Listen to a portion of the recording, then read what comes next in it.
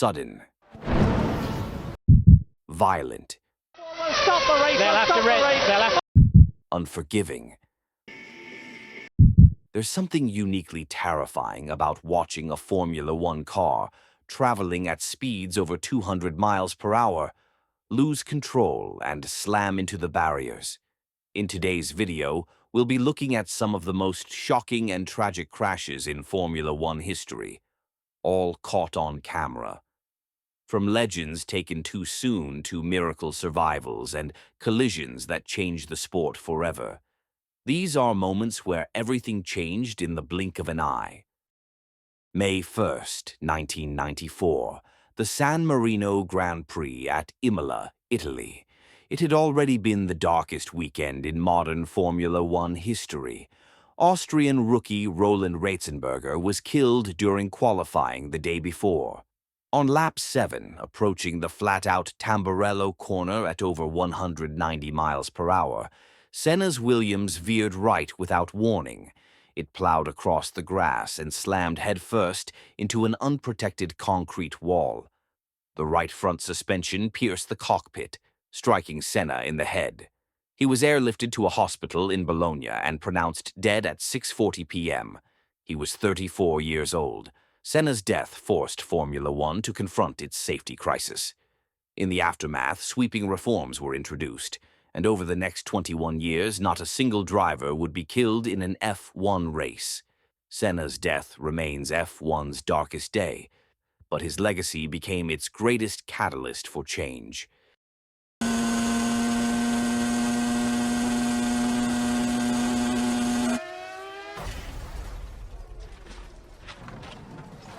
Senna bateu forte. Ali na Tamburello. November 29, 2020. The Bahrain Grand Prix under the floodlights. On lap 1, Romain Grosjean made slight contact with another car, sending his Haas into an uncontrollable spin.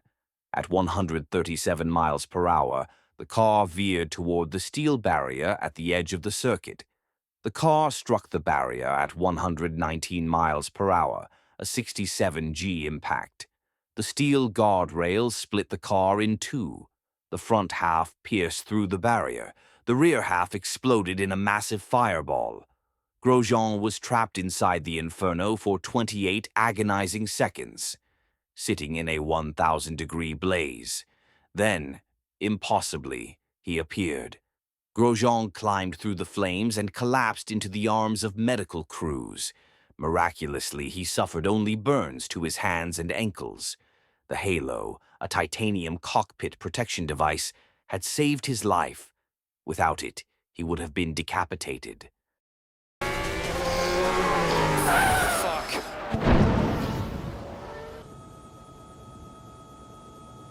October 5th, 2014, the Japanese Grand Prix at Suzuka in torrential rain.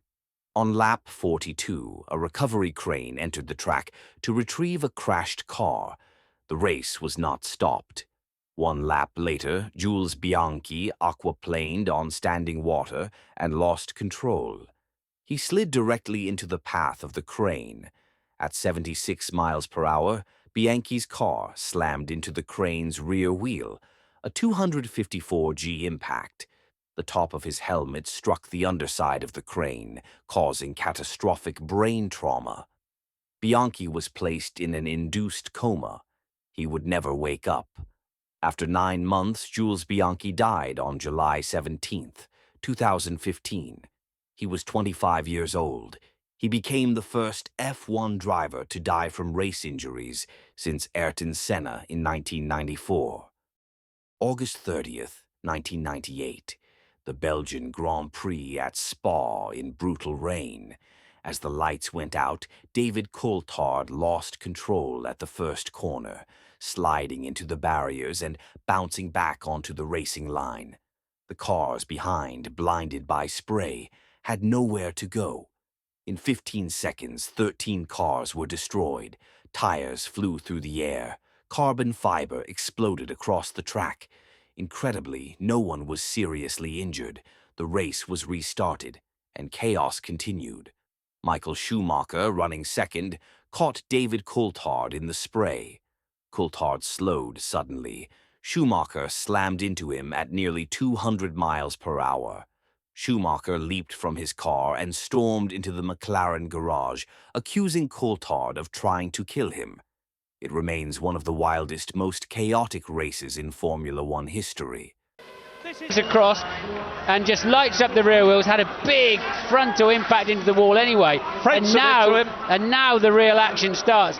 David goes over to the other side, and then in the middle, somebody's braking. Eddie Irvine gets caught up into Benetton, and they just keep smashing into each other. Look at Salo's car, his second big accident of the weekend, and then after that, total carnage. Nothing they can do. July 11th, 1999, the British Grand Prix at Silverstone.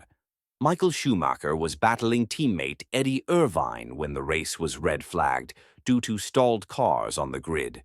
Most drivers saw the flags and slowed. Schumacher did not. He moved to outbrake Irvine into the fast right-hander at Stowe. He squeezed the brakes. Nothing. The rear brakes had completely failed. At 130 miles per hour, the Ferrari plowed straight off the circuit and slammed nose first into the tire barrier.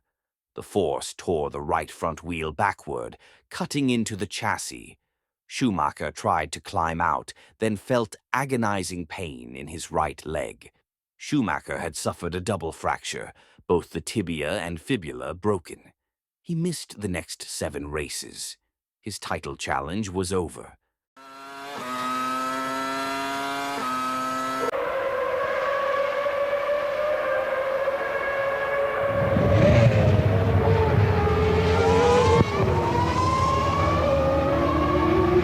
June 10, 2007, the Canadian Grand Prix in Montreal. On lap 27, BMW Sauber driver Robert Kubica clipped the back of Jarno Trulli's Toyota while traveling at 186 miles per hour. The impact sent Kubica's BMW onto the grass. A bump launched the car into the air, sending it airborne toward the concrete wall. The BMW slammed headfirst into the barrier. The nose disintegrated. The front wheels ripped off. The car flipped backward, tumbling across the track before slamming into the opposite barrier. What remained was unrecognizable. Medical crews rushed to the scene. After several agonizing minutes, Kubica was extracted. He was conscious, talking, moving.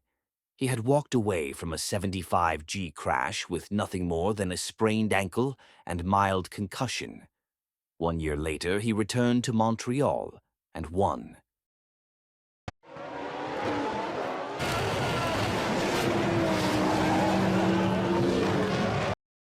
Each of these crashes serves as a sobering reminder of how fragile life can be at 200 miles per hour and how quickly everything can go wrong. From the tragedies that changed Formula One forever to the miracle survivals that defied all odds, these moments are etched into the sport's history. These aren't just viral clips. They're moments frozen in time, marking the thin line between triumph and tragedy,